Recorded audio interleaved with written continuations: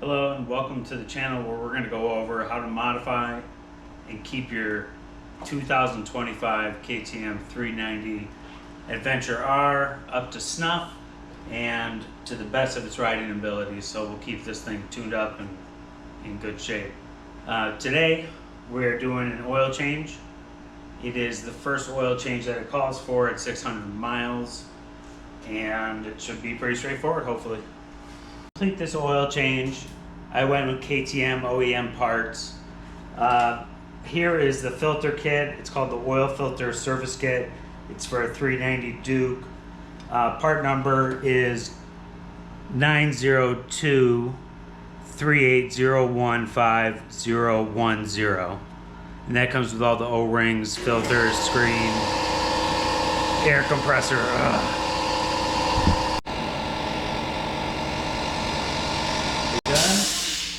Thank you. So the second part that I got was the KTM Power Parts oil change kit. 1.7 liters of SAE 15W/50 oil. But first things first is we need to warm up this engine.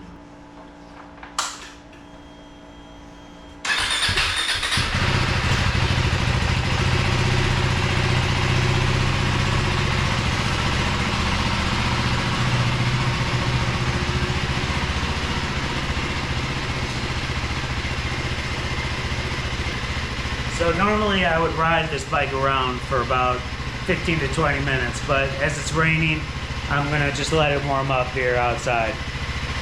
And we're gonna let it operate for about 5 minutes or so just to get up to operating temperature. One thing I'd like to go over is the tools that we're gonna be needing. I've got shop rags here, just old cut up t-shirts, brake clean for cleaning up, a torque wrench for final tightening of all the cover bolts and whatnot. I like to use my DeWalt impact at least to remove screws and bolts. And we have got blue Loctite, some clean magnetic trays, O-ring removal picks, a set of metric socket, Allen keys, and then a T-wrench with 8 10 and 12 millimeter sockets on it. And then I also think it's important to mention these guys. They are just turkey basing trays from Walmart. They're really cheap. I use them to clean carburetors and when doing oil changes when you need somewhere clean to put your stuff. And they wash out easily with brake clean, or they're disposable. So I am following the owner's manual instructions on oil change replacement procedure, and so just so you know, this is going to be by the books.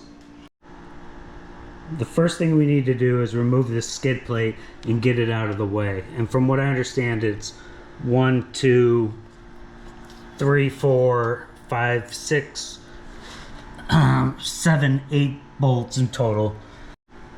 Okay, so scratch that thought about the 8 bolts. It is only 4 to remove the skid plate. It is the 2 underneath here and then 2 underneath here. These other 4 just hold on these plastic heat shields. And these came off with a 5 millimeter Allen key screw. I put down some plastic sheathing, like painter's plastic, just to protect the floor from oil. And one of the first things we're going to do is remove this drain plug here.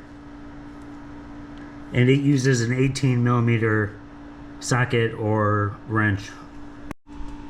And here's the oil draining out after removing that 18 millimeter oil plug. The oil screen was right behind the drain plug, and it has a little flat spot right here where you can grab on with pliers and pull it out. So let me explain what you get when you get the 902-3801-5010 oil filter service kit. It comes with a brand new strainer and plug, the smaller of the two. It also comes with a brand new drain plug with a brand new O-ring. Comes with the oil filter housing O-ring cover, the oil filter cartridge, and a brand new oil strainer, the large one that comes off with the drain plug. Now, when you buy just the oil filter or the oil changing kit, it comes with a cartridge filter, but it does not include any of these other things. So depending on how you look at it, I mean, you can reuse and clean up the existing strainers instead of getting this kit, but I like getting this kit for the additional 20 bucks or so that it was. One of the first things I'm gonna do here is put oil on this O-ring, the big one. Put oil around the O-ring here on the big oil strainer. Oil up the drain plug O-ring, and put oil around both O-rings on the smaller oil strainer and plug. Now, before we go ahead and move on to changing the oil filter cartridge, which is right beneath this cover held on by 3 bolts, 8mm bolts, we're going to go ahead and reinstall the big oil screen, the big drain plug in here, and then the small oil screen and its plug in this left side here. Now we're going to use the torque wrench set to 8.1 foot-pounds of torque to tighten down the small oil screen cover or slash plug with a 13mm socket, and then we're going to switch over to an 18mm socket to do the larger drain plug here.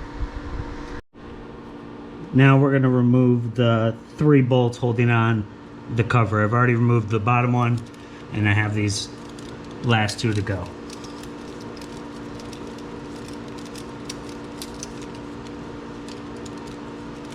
These are 8mm headed hex screws, hex bolts, I should say. Okay, now we'll take a rag as a catch, see what happens when we try to pop this off. Quite a bit of oil coming out. We'll let that drain out.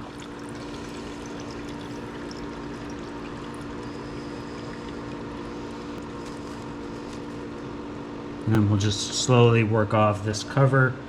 Ooh, it comes off pretty straight. There is a gasket on there. Not sure if you can see that. And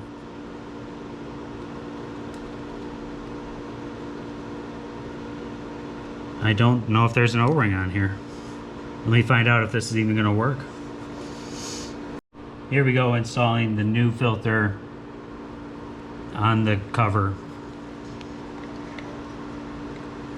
I'm going to loosely hand tighten them.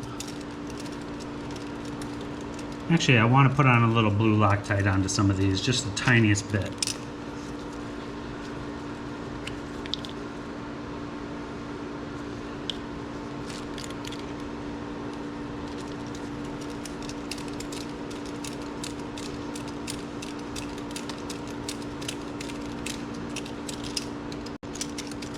Put a little more blue Loctite on this bottom bolt too, just the tiniest bit on the end. And a little bit on the top bolt too.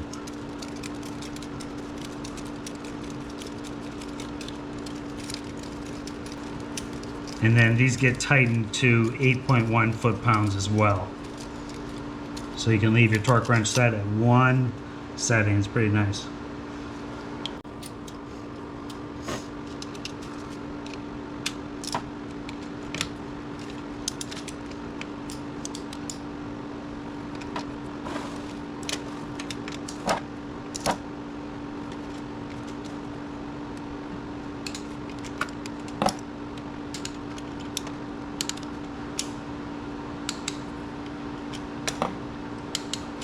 Okay. Next we're going to fill it up with 1.7 liters, I believe it is, using the oil from our kit. Now I'm just letting it run for a minute. Not much. Okay, so all you have to do to check the oil fill level is start it up and run it for a second after you've changed the oil. Let it sit for a minute or two. Then you're going to look in this sight glass down here. don't know if you can see that, but there's a sight glass, and what you do is you level the bike up by leaning it so it's about level, and then you check to make sure that that oil line is basically in the middle or above on that oil sight glass. Now that the bike is full of oil, I put it up on the center stand, not center stand, this rear paddock stand that keeps it nice and plumb and easy to work on. So now we're gonna go ahead and reinstall the skid plate. I'm gonna use a little bit of blue Loctite on these 4 bolts, just a little bit. I like using the Loctite stick, or it's like a gel almost. I would say it's like a chapstick. Now I'm just putting a little bit on the tip of each one. Don't want my skid plate falling off. Okay. Cap that, then I'm going to hand start these bolts using the socket.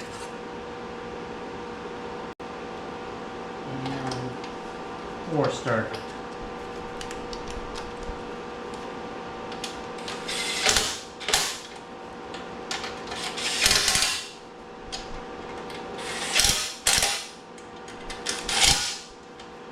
Now I'm not sure what the torque is for this specifically, so I'm just gonna go around with my trusty ratchet and do it by hand. This just takes a touch, a feel that you get over the years